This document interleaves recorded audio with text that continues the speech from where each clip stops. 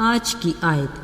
اور جب وہ بدروح نکال دی گئی تو گونگا بولنے لگا، اور لوگوں نے تعجب کر کے کہا کہ اسرائیل میں ایسا کبھی نہیں دیکھا گیا۔ متی 9:35 آیت۔ عزیزو، آج کا دور انتہائی جدید ترقی یافتہ دور کہلاتا ہے، جس نے انسان کو بہت سی سہولیات فراہم کر دی ہیں۔ زندگی کے ہر میدان میں مشینوں نے ہم انسانوں کے بہت سے کام اپنے ذمے لے لیے ہیں۔ ایک گھر ہی کو لے لیں، سیڑھیوں کی تھکن سے بچ کے ایلیویٹر 1 منٹ میں گھر کے دروازے تک پہنچا دیتا ہے۔ گرمی کی آوازاری سے بچنے کے لیے ہاتھ کے پنکھے کو کیا گھمانا، بس بٹن دبائیں اور اے سی کی ٹھنڈی ہوا سے لطف اندوز ہوں۔ ٹھنڈا پانی پینے کے لیے گھڑے کی گردن کو جھکانے کی کیا ضرورت ہے؟ واٹر کولر کے بٹن کو ذرا سا دبائیں، لیجیے جناب، ٹھنڈا پانی حاضر ہے۔ اب تو کچن میں امی جان بھی بڑے مزے میں ہیں۔ ایک طرف مشین گندے کپڑے دھونے میں مصروف تو دوسری طرف پریشر کوکر سیٹی بجا کر کھانا تیار ہونے کا اعلان کرتا رہتا ہے۔ اگر ٹھنڈا کھانا گرم کرنا ہے تو گھبرائیے گا نہیں، مائکرو ویو خدمت کے لیے ہر وقت تیار۔ پھر آج کی امی جان کے لیے آٹا گوندنا، روٹی پکانا بائیں ہاتھ کا کام ہے۔ کچن میں ہر طرح کی مشین حاضر خدمت ہے۔ رہی برتن دھونے کا مسئلہ تو جناب اس کا حل بھی موجود ہے۔ یوں ہی زندگی کے ہر شعبے میں ہر طرح کی مشین بڑے احسن طریقے سے اپنی ذمہ داریاں نبھا رہی ہیں۔ عزیزو، کچھ مذائقہ نہیں، جب رب مہربان تو پھر بھلا کسی کو کیا اعتراض ہے؟ پر سوچنے کی بات تو یہ ہے کہ ان مشینوں کو ایجاد کرنے والا ہے کون؟ یقیناً یہ انسانی ذہن کی اختراع ہے۔ اب اس انسانی ذہن کو بنانے والا کون ہے؟ بلا شبہ خالق خدا۔ یاد رہے، ایک سے ایک بڑھ کے حیرت انگیز مشین ایجاد ہوتی رہے، مگر انسانی جسم کی پیچیدہ مشین اس کا کوئی نعم البدل نہیں۔ یہ باکمال خدا کی بے مثال ایجاد ہے۔ انسانی مشین میں 5 احساسات ہیں، یعنی سونگھنا، چکھنا، سننا، بولنا اور دیکھنا۔ انہی پر انسانی مشینری کا ہر نظام حیرت انگیز طور پر اپنی ذمہ داری کو اچھے سے نبھاتا رہتا ہے۔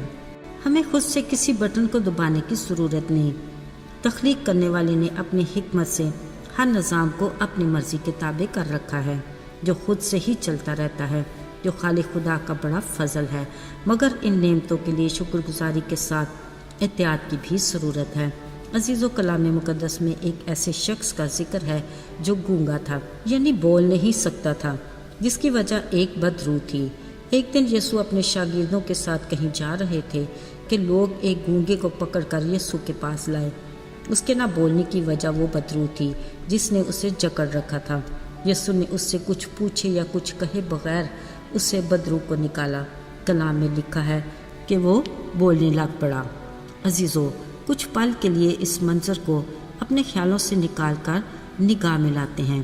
ذرا سوچئے، جیسے ہی وہ بدروح کی گرفت سے آزاد ہوا، بھلا اس نے پہلے الفاظ کیا کہے ہوں گے؟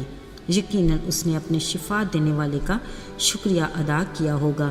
اس کی آواز سنتے ہی وہاں کھڑے لوگوں نے بڑے تعجب سے کہا، ہم نے اسرائیل میں پہلے کبھی ایسا نہیں دیکھا۔ لگتا ہے اس معجزے کو دیکھنے والے یہ لوگ ایسے ہوں گے جنہوں نے شاید یسوع کے کسی بھی معجزے کو کبھی دیکھا نہیں ہوگا۔ ہاں، ضرور سنا ہوگا کہ یسوع معجزے کرتا ہے۔ جب بھی وہ اس گونگے کو یسوع کے پاس لائے، مگر معجزہ پہلی بار دیکھا گیا ہوگا۔ جب بھی حیرانی سے بولے، ہم نے پہلے کبھی ایسا نہیں دیکھا۔ خیر، دونوں صورتوں میں انہیں یسوع کی قدرت کو دیکھ لیا، جس کے باعث ان کے ایمان مضبوط ہوئے اور انہوں نے اس کا اقرار بھی کیا۔ عزیزو، ہم بھی کبھی اس گونگے کی طرح ہوتے ہیں۔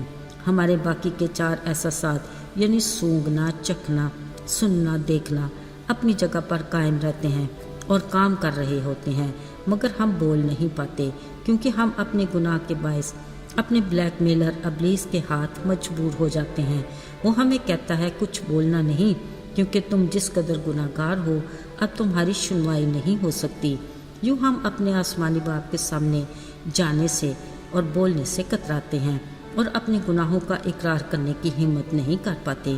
میرے عزیزو، ہمیں گھبرانے کی ضرورت نہیں، بلکہ دلیری سے ہمیں آگے بڑھنا ہے، کیونکہ وہی ہے جو ہمارے دلوں خیالوں کو جانتا ہے، وہی ہے جو ہمیں گناہوں کے بندھن سے آزاد کر سکتا ہے۔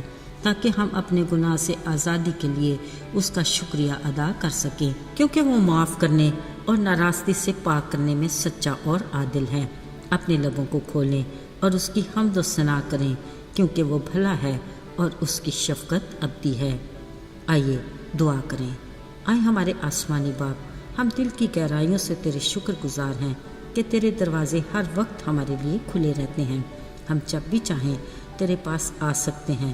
تو معاف کرتا ہے، تو سنتا ہے اور جواب بھی دیتا ہے، کیونکہ تو زندہ خدا ہے۔ اے باپ، ہمیں سدا اپنے فضل کے سائے تلے محفوظ رکھ۔ ہمیں آج تیری کل سے زیادہ ضرورت ہے۔ ہمیں اپنی قربت اور رفاقت میں جوڑے رکھ، تاکہ ہماری زندگی کا ہر پل تیری مرضی کے مطابق گزرے اور ہم تیری تازہ برکات سے سیر اور آسودہ ہوں۔ یسوع کے بابرکت اور جلالی نام میں آمین۔